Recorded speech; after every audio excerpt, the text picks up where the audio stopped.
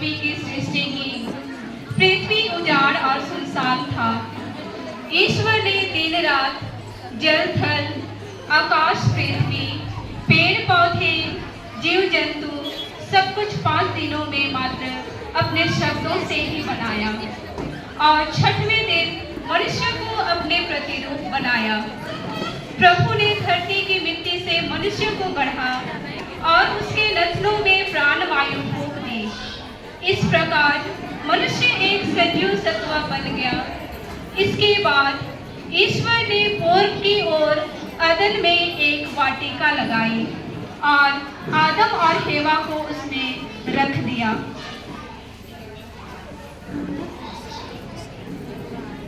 आदन बारी चीनी फूलवारी बड़ा सुंदरी।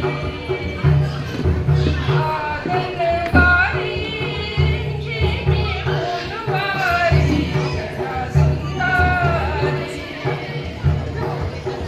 देखो तने से हरियाली बड़ा सुंदरी। देखो तने से हरियाली बड़ा सुंदरी। शैतल से आवर सांपा रूपधारी बड़ा भारी। शैतल से आवर सांपा रूपधारी बड़ा जल देखो तने से हरियाली बड़ा अफसोस। जल देखो तने से हरियाली बड़ा अफसोस।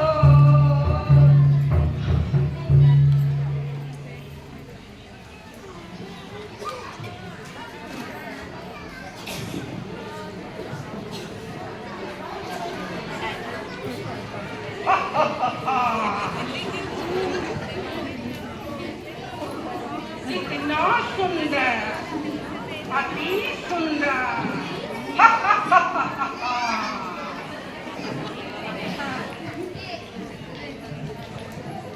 हे स्त्री, इन वृक्षों का फल तुम नहीं खाती हो? उस वाटिका के वृक्षों के फल खा सकती हो। परंतु क्या?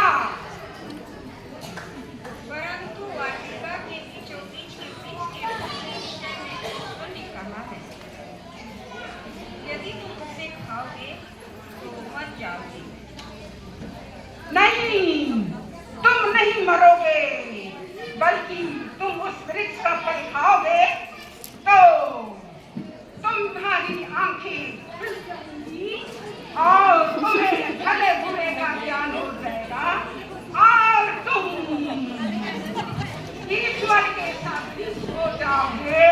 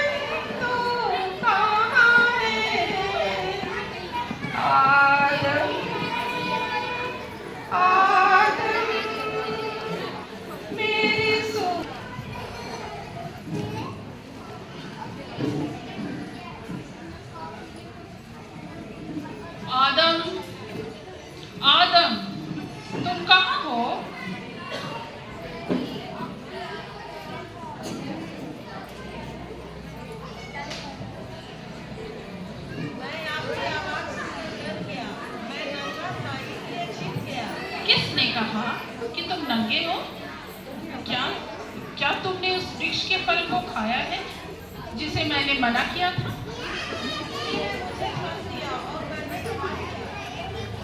तूने ये क्या किया?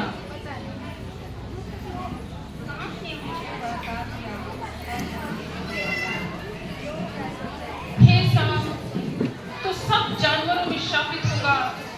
तू पेट के बल चलेगा और जीवन भर रोटी खाएगा।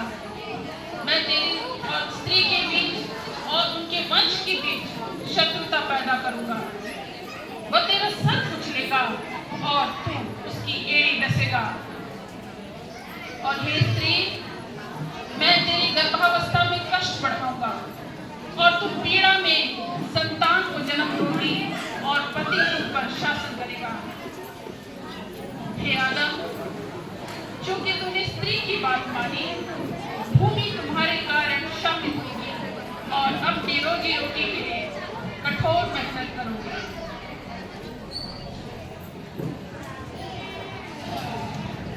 स्वर्ग से आवे केरूबिन दूत, केरूबिन दूत।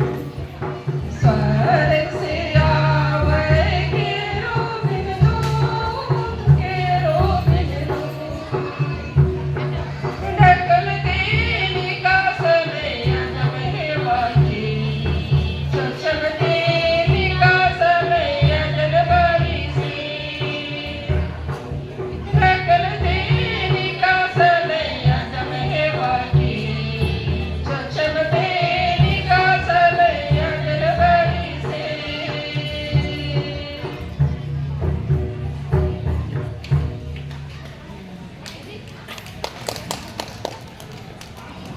इस प्रकार हम देखते हैं, सिर्फ एक पाप आज्ञा न मानने के कारण प्रभु ईश्वर ने उन्हें अदन वाटिका से निकाल दिया और वे पृथ्वी पर जीवन निर्वाह करने लगे।